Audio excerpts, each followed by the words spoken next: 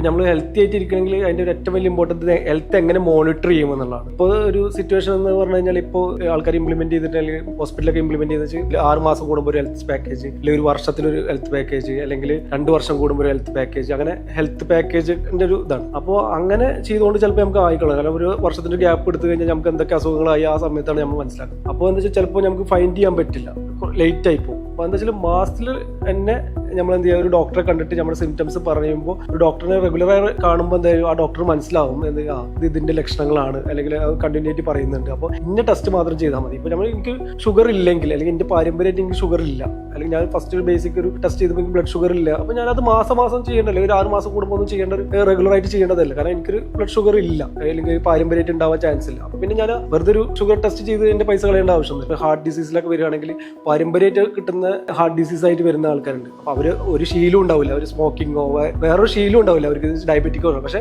ഒരു ഫാദർ ഒരു 20-30 വയസ്സിൽ അറ്റാക്ക് വന്ന് മരണപ്പെട്ട ആളാണെങ്കിൽ അത് ആ കുട്ടികളിലേക്കും ഇങ്ങനെയൊക്കെ കണ്ടുവരുന്നുണ്ട്. അപ്പോൾ അത് ഒക്കെ മനസ്സിലാക്കണമെങ്കിൽ ഒരു ഡോക്ടറെ തന്നെ ചെല്ലുമ്പോഴാണ് അവർ ചോദിക്കുക ഹിസ്റ്ററി ഇതൊക്കെ നോക്കിയിട്ട്. അപ്പോൾ ഏർലി സ്റ്റേജിൽ ആ ഡോക്ടർ മനസ്സിലാവും. അല്ലാതെ നമ്മളിങ്ങനെ ടെസ്റ്റ് ചെയ്ത് കഴിഞ്ഞാൽ ചിലപ്പോൾ അത് ഫൈൻഡ് ചെയ്യണമെന്നില്ല.